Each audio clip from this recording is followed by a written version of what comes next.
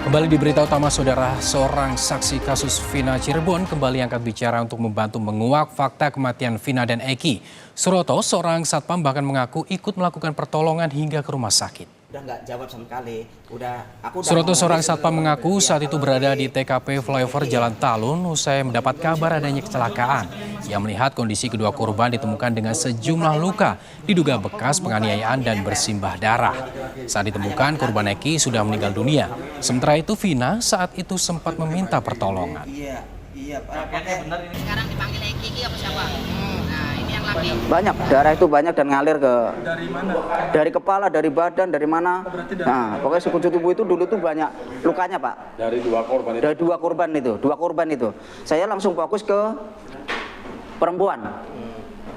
Karena dia minta tolong tuh. Iya deh, aku bilang sabar ya, mobilnya lagi meluncur ke sini, nanti dibawa ke rumah sakit. No. Iya tolong. Gak lama kemudian mobil itu datang, baru kita evakuasi ke rumah sakit Gunung Jati.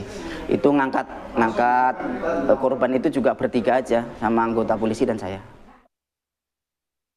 Untuk mengetahui cerita selengkapnya, saudara, dari saksi Suroto ini sudah bergabung bersama kami di Kompas TV. Selamat malam, Pak Suroto. Pak Suroto, Anda menjadi saksi waktu itu dan sempat melakukan pertolongan terhadap kedua korban, baik Vina maupun Eki. Sebetulnya yang Anda lihat, Pak Suroto, waktu malam kejadian 27 Agustus 2016 ya, Pak, itu bagaimana kondisi kedua korban? Ya. Baik. Kondisi dua korban itu waktu itu sangat memperhatikan karena kedua korban itu luka berat. Cuman saya juga nggak nyangka kalau korban itu telah dianiaya atau dibunuh. Tahu saya itu dulu kecelakaan laka lantas gitu, Pak. Artinya sebelumnya mendapatkan laporan bahwa ada kecelakaan di flyover di Jalan Talun seperti itu ya, Pak? Betul, Pak. Apa yang membuat Anda curiga ketika Anda mengetahui bahwa kondisi korban ini bukan korban kecelakaan? Apa Pak yang Anda lihat waktu itu?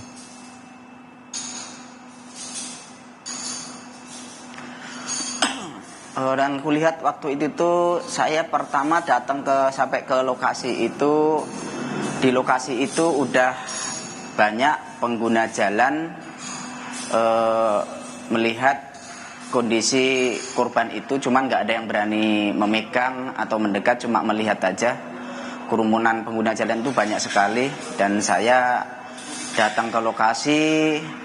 Di situ langsung naruh motor saya, pinggirin, saya langsung megang korban yang laki waktu itu. Habis megang yang laki karena korban laki itu sudah tidak menjawab, tidak ada pergerakan. Jadi saya tinggalin, saya fokus ke perempuan yang minta tolong, Pak. Jarak antara kedua korban ini seperti apa, Pak, di TKP, dan bagaimana dengan kondisi motor korban waktu itu? Jadi jarak dari korban yang laki itu tergeletak, masih pakai helm. Itu posisinya nempel dengan pembatas jalan antara perbatasan Desa Kepompongan dengan Desa Kecomberan. Dan jarak sama yang perempuan itu dari trotoar ke jalan tengah itu kurang lebih 2 meter. Pihak perempuannya 2 meter ke jalan tengah.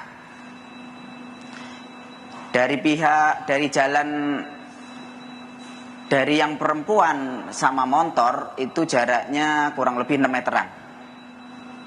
Bapak sempat melihat, Pak Suroto, bagaimana kondisi motornya kalau misalnya waktu awal dikasih tahu atau diberikan laporan ke Pak Suroto kecelakaan, kondisinya sepeda motor itu apakah mengalami kerusakan atau seperti apa, Pak? Tidak, motor tidak ada kerusakan, masih layak pakai, Pak. Masih layak pakai ya?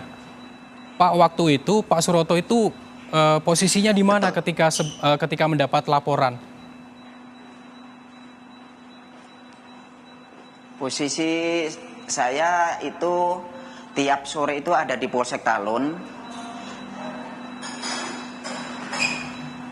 Cuman di wilayah saya itu sering terjadi jambret, jam 9, jam 10, jam 11 itu sering terjadi. Jadi saya rutin tiap sore itu keliling. Jam 9, jam 10, jam 11, jam 12 itu selalu keliling, Om. Dan benar adanya jam 10 pas keliling itu, di situ udah ada kerumunan pengguna jalan melihat kejadian kecelakaan itu. Waktu itu saya tahunya kecelakaan.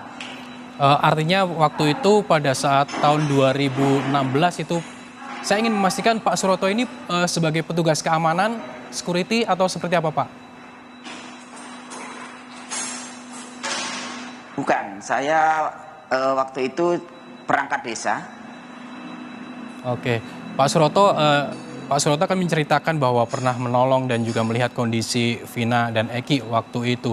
Pak Suroto pernah memberikan keterangan ini kepada polisi.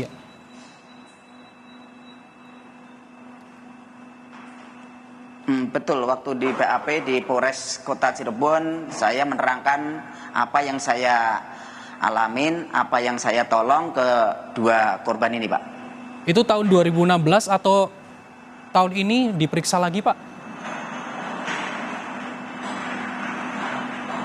Tahun ini baru dapat panggilan dari Polda hari Selasa. Cuman saya mohon kalau bisa jangan di Polda, kalau bisa di Polres Kota aja. Jadi di ACC di Polres Kota, Pak. Pak, saya kembali ketika Pak Suroto ini menemukan kedua korban tergeletak di jalan. Tadi Pak Suroto menyebutkan bahwa salah satu korban, si Eki ya Pak, itu menduga sudah meninggal dunia seperti itu. Namun bagaimana dengan kondisi Vina saat ditemukan? Betul. Kondisi Vina waktu itu sangat memprihatinkan. Mukanya udah lebam-lebam, udah banyak darahnya.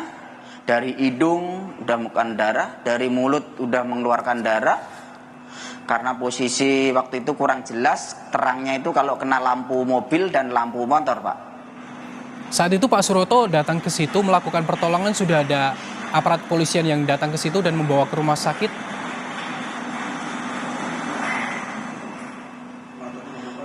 Belum, saya duluan Pak sama polisi.